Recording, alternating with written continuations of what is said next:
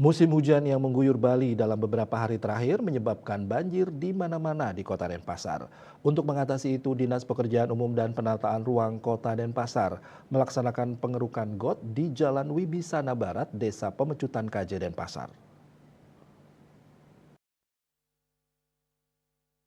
Pengerukan got yang dilakukan Dinas Pekerjaan Umum dan Penataan Ruang Kota Denpasar di Jalan Wibisana Barat karena ada laporan dari masyarakat air hujan dari rumahnya mengalami mampet. Setelah ditelusuri, beton yang dulunya jebol tidak dibersihkan langsung dicor yang mengakibatkan saluran got menjadi tersumbat.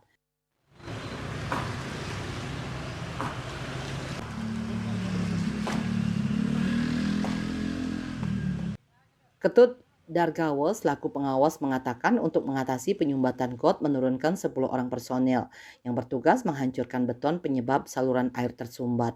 Mengeruk got yang sudah dangkal akibat menumpuknya tanah di dalam got. Ditambahkan terkait tanah sisa kerukan got tersebut, apabila ada masyarakat yang memerlukan akan diberikan ke bersangkutan, namun apabila tidak ada akan dibuang ke TPA Suwung.